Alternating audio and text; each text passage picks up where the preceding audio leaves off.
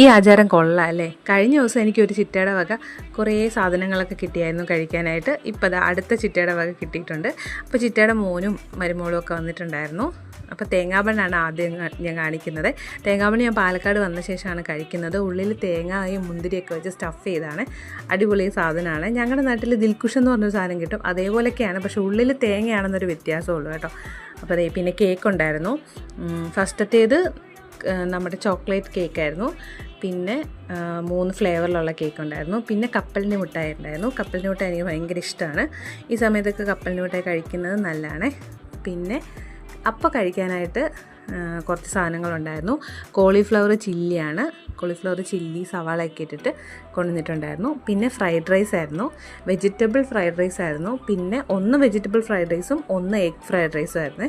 അപ്പോൾ അത് കഴിക്കാനായിട്ടാണ് ഞാൻ എഗ് ഫ്രൈഡ് റൈസ് തുറന്നത്. അപ്പോൾ അതുകൊണ്ട് ആ വീഡിയോയിനകത്തില്ല കേട്ടോ.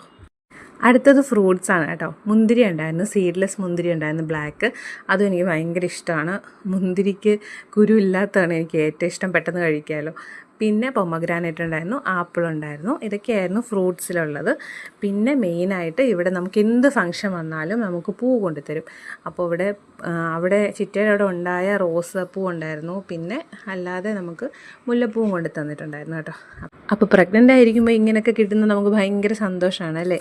അപ്പോൾ എൻ്റെ സന്തോഷം ഞാൻ നിങ്ങളെ കൂടെ അറിയിച്ചെന്നേ ഉള്ളൂ. ഇന്നത്തെ കുഞ്ഞു വീഡിയോ ഇവിടെ അവസാനിപ്പിക്കുന്നു. Okay, by.